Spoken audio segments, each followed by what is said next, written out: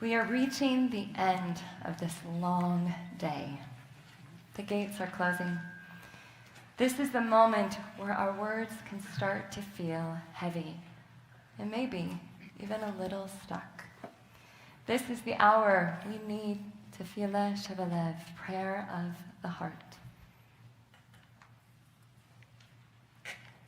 A prayer that reaches beyond the words weighing heavy on our minds, beyond pain and anger, and seeks connection to God, to one another, to our truest selves. There is a story of a Hasidic community caught in anger, blinded by their pain, unable to connect or find the path to repair. Their words only pulled them down and widened their divide when what they needed was release and connection. The path to repair was revealed by the Rebbitzin, not through words, but through the language of the heart, through melody and movement. She knew that sometimes only the heart can lead us back to one another. Two men stood at the doorway of the meeting hall, scowling at each other. "I'm not going in after him," snapped one. "I'm only here because the Rebbitzin begged me," the other shot back. "But I won't walk where you've stepped." Just then, the Rebbitzin appeared. "Thank you for coming, Reb Yosef," she said warmly to the first, who straightened a little. Then she turned to the second. "Reb Shimon, it would break my husband's heart if you didn't come." Smirking, Shimon walked in. Yosef was still fuming until she added softly, "My husband knows how much he owes you." Reluctantly, Yosef followed. Inside, the grain storehouse had been cleared of barrels and filled with makeshift benches. The townspeople were divided down the middle, each side glaring at the other across a wide aisle. At the front, Rabbi Pesach Mendel, so young, so new, was trying to be heard above all of the upturned crates. He raised his voice, singing a blessing. Slowly, the noise faded, though no one joined in. "My friends," the rabbi began, "we cannot let a quarrel, even over something as holy as the old rabbi's tallis, tear us apart. Don't forget, the temple fell because of a petty quarrel. Let us share the prayer shawl." "Yes, tell them, Rabbi," someone shadowed from the left side. "They started this whole thing." "No," bellowed an old man on the right, pointing to a squirming infant in his neighbor's arms. "The tallis belongs to the rabbi's eldest great-grandchild." Across the aisle, another man stood beside a rival baby, just as red-faced. The room exploded in shouting. The rabbi tried to press on. Even Moses gave his blessing to Joshua, but his words were drowned out. Finally, the men on the right side stood as one. "We won't be insulted like this. We're leaving." They marched out, slamming the door behind them. The rabbi stared at his useless notes helplessly.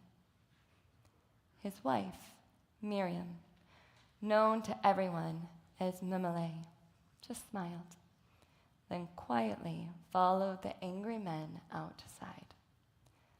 "Listen to me," she said gently. "Do me a favor. Sing the old rabbi's nigun." "Not now," one young man protested. "That's a holy song. This is no time for singing." Mimele's smile faded. She looked at one face after another. "It's time for that song to be sung. Will you sing it?" Their grim faces showed what a struggle it was to defy her, and they had no intention of giving in. "It is time for that song. If you will not start singing it, I will, even if it means breaking the holy laws." She opened her mouth as if to sing. "No, Rebbitzin," several cried at once.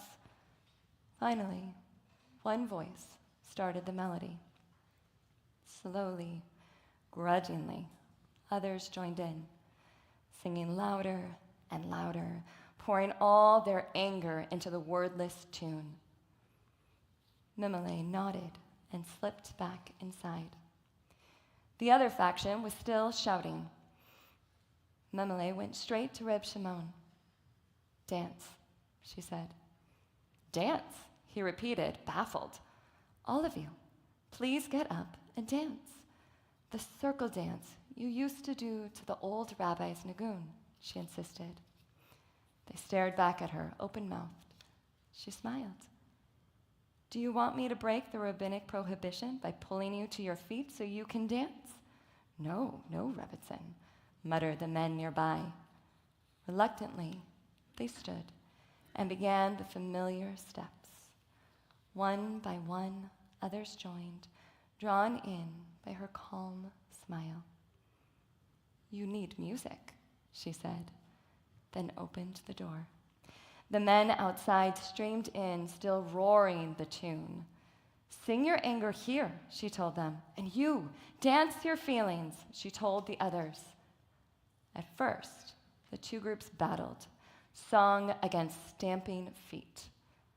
But slowly, the rhythm took hold. Anger gave way to focus, then to something softer. Before long, they were all singing and dancing, each in their own circle, until the circles merged into one.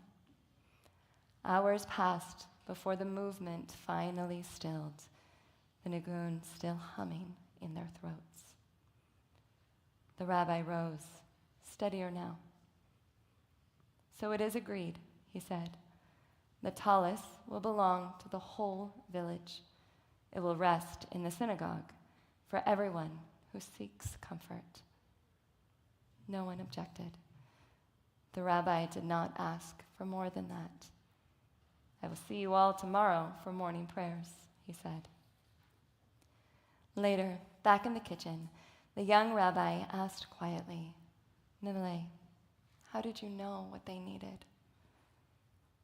"They were blocked from feeling each other's holiness," she said. "And this time, the blockage was not in their minds, where your sermon could reach. It was blocked in their throats and their bellies.